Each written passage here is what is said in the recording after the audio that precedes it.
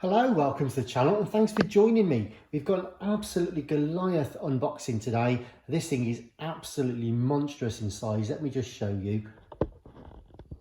So there's a big old 2x12 guitar amp in the background and an Acetronic games console and other stuff there.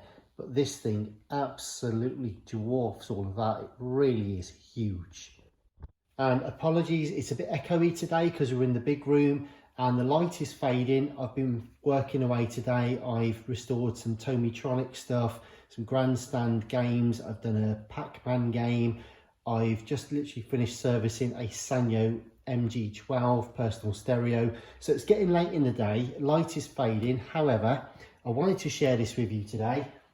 I do know for a change what's in here, and I've just taken this off the delivery label, 22 kilograms. So it's knocking on the door of about 50 pounds in weight. It really is a beast.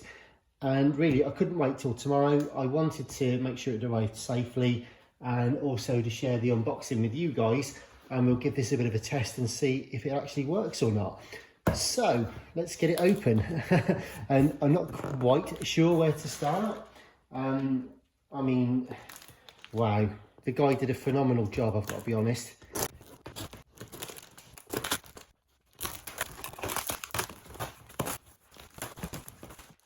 Right, that's the first layer done. Just to say at this juncture that originally the guy, there aren't many of these about, to be fair, and the chap originally hadn't hoped to post it. He was hoping it'd be collected. He was just too far away from me.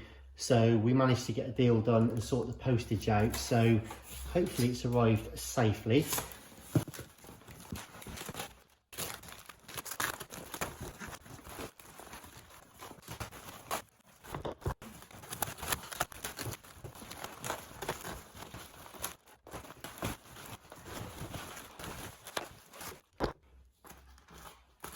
Blimey, okay, well I'm going to take a breather there, I think.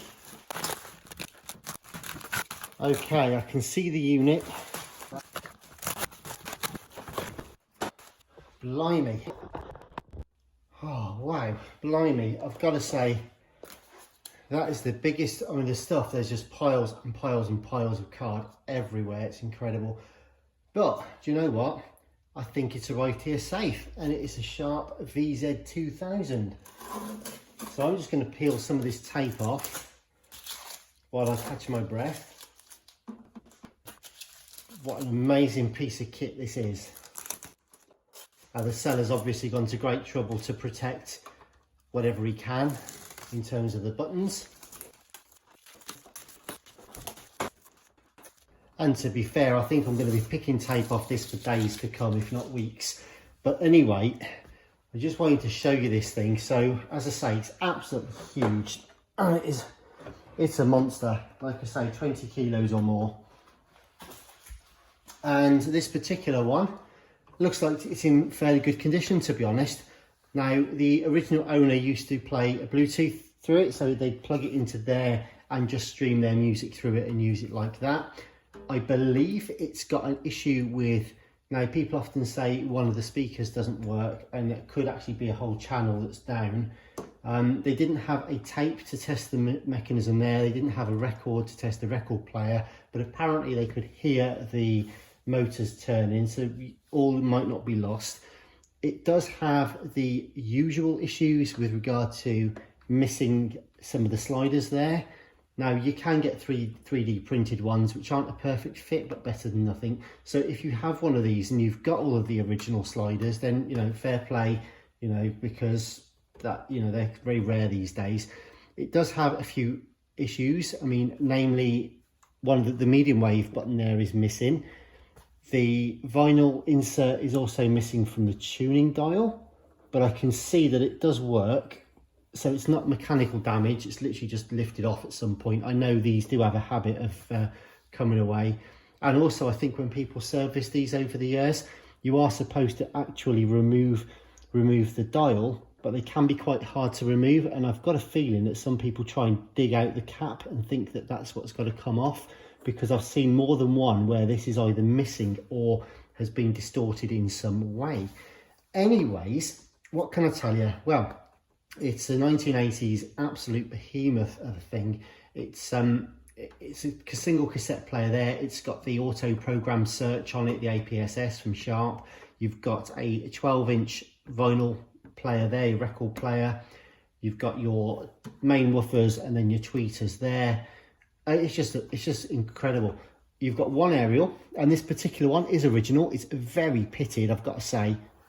We'll do a proper evaluation in due course, not today probably, but the aerial is intact. It does have the tip present as well. So yeah, I don't know. Let me see if I can just turn it around and show you the back as well.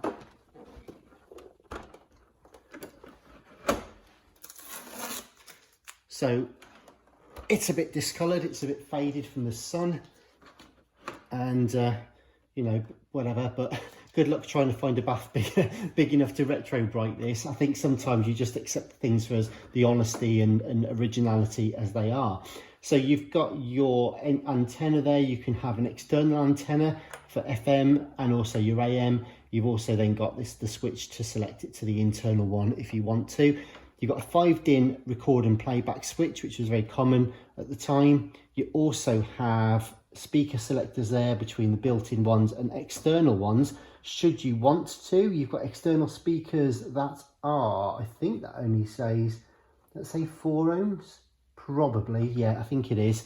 And your voltage selector there. Batteries, it does take batteries. There's no sign of battery leakage in there, and that would tend to suggest that it's not from a terribly wealthy owner, because it probably hasn't had any batteries in it, to be fair. It takes like 10 D cells or something crazy. It's like 15 volts, I think, this thing. So I'm just having a quick look actually down there. Does it tell me anywhere? Yeah, 15 volt DC down there. Okay, so anyways, that's that. I'm going to turn it back around. So there's nothing to see on the sides of this one. Basically, the headphones are down there, and you've got also 2 microphones. You've got mono there, or you can have stereo by use of left and right through the 6.25mm jacks there. And yeah, I mean, look at that, marvelous. Right, you know, okay, well, the handle's still attached. It's had a bit of wear. We might have to look at that. It's a little bit, it's not loose, but it's it might just need a bit more friction putting into it. Right, okay, so I think what we shall do is plug this in, shall we? Give it a quick go, see what happens. I know the light's against us, so I'm going to try and plug this in and see if it even works. So, rightio, power is on, and I'm just going to turn the volume to minimum just in case we get a blast of anything that we shouldn't be. And we're just having a look at the balance is about in the centre. Treble and bass are full on. I've got nothing to bring that down with at the moment because, as I say, I'm not up in the workshop. I've literally just got, I'm down in the other room at the moment. I've got no tools with me, but let's have a look then. So, power. All right. So, I'll extend the aerial. So power is on, which is great. We've got a power LED. That's always a fantastic start. So it would assume, we can assume that this has survived transit pretty well. The main concern for me really was going to be the door for the record player. That's obviously very fragile. It's a big flat surface, readily exposed, and the seller had the good sense to actually package it the right way up rather than lying it down as a box, which would have exposed this to all sorts of potential for being cracked. Anyways, okay, here we go then. So, oh, and also, I know it's incidental, but the made in Japan, I'm not sure who made those labels back in the day, but so many beautiful Sharp boomboxes had that sticker, and to this day, and JVC as well, and they look like they were literally fitted yesterday. I think this will clean up quite nicely. So let's start with the radio then. So if we just go on to FM stereo and see if we can tune something in. Landing her biggest sale. And this is the sound of her playing What You Spend Her Pay Rise on. So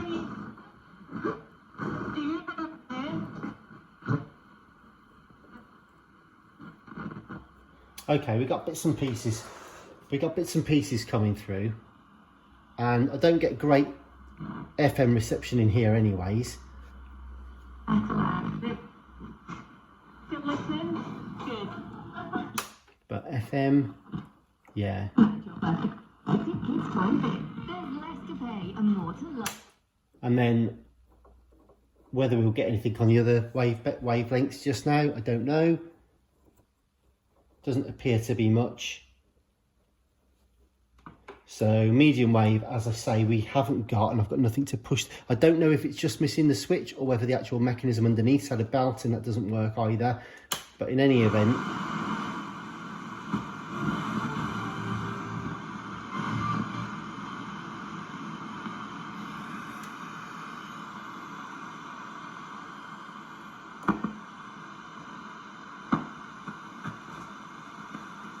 The musical celebration of the year. Who's gonna make boy band history tonight? I'm going to find something just to put the meter selector onto the other position as well, because at the moment I've got nothing coming through to test the LEDs. So I want to just see if they're working okay. I'm just going to put the sliders back to the center. Right, the meter selector, let's have a look. Let's see what we've got here. Right, that looks to me, that looks like that could be broken actually. Just going to try and find something else to try and open it with. Right, let's see. So let's just keep things moving, alright? Yeah, I can't seem to get any LEDs coming up. The switch doesn't feel terribly clever in there for the meter. Basically, it should have the output level and also your signal for your radio and your power level as well. Now, nothing's coming up at the moment, so it may be that the switch itself has incurred some damage, but we'll have to have a look at that. It could just be the switch isn't lined up right, where it's had a knock. As I say, it's missing its slider switch there. So it might be okay. It might just be the slider switch is missing and we can't get into actuate it just now. But anyway, the main thing is the radio is working, so that's cool, and the volume works. Now, just thinking about that a minute.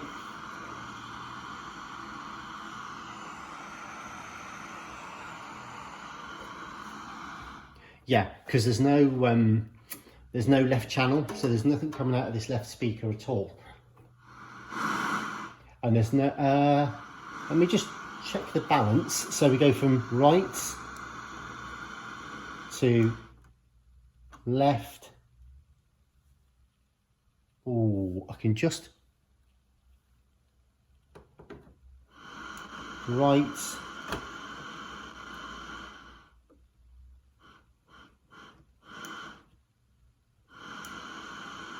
Yeah, nothing on left. Nothing on left. At least not with the radio. So anyways, all right then, so next thing we'll do is move on to, I think we'll do the tape. Okay, it looks very dirty in there, but the mechanism works. The inner tray is coming up as well. So I'll just put the tape in and see if anything happens. Wish me luck. And here we go. Aha! Alrighty, so. Alright, so now we've got the LEDs coming up. You may not see them. Interestingly, we're getting a signal from the left, just a lot lower than the right. Let me love you once more. So we might have an issue on the left-hand amp stage. I think there's 2 amps. I think there's an amp for the left and one for the right channel on this one. So we might just have a unilateral issue with the either preamp or probably a power amp side. Okay. However, nice. So rewind. That's working. Fast forward. Play. Pause. Off pause. Nice. Good. Okay, well the tape player actually works, which is great. So far we've got a missing volume, a missing medium wave button, and we are also, I think, a channel down pretty much. Speaker grills themselves, incidentally, are in really nice condition, and she's pretty clean overall, so I think we're going to be all right. Good, so the tape mech works and everything looks tickety-boo. Now then, the next question is whether or not this little puppy's going to work. Okay, she's a bit dusty in there, however, not desperately dirty.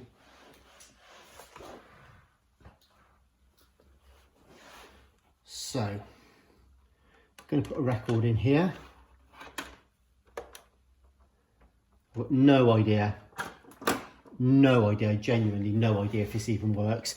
And I've had quite a bit of communication with the seller with regard to postage of this and stuff, and he genuinely doesn't know either. So this is literally going to be the first time that it either will or won't work in many, many years. So here we go, press play. Alrighty, so I don't think it's working. Yeah, it's not working. Okay, that's the motor then. So sorry, the motor's spinning, and it does sound very much just like the belts might have perished on that. So obviously quite a common failure on these. Over years, the belts will just degenerate on their own and turn to all sorts of a gooey, sticky mess. So I'd like to think, just have a look, the repeat function works, both sides, side A, the speed, all the buttons seem to feel okay. Ah, now you see, play, rise and fall for the stylus. So I think in all honesty,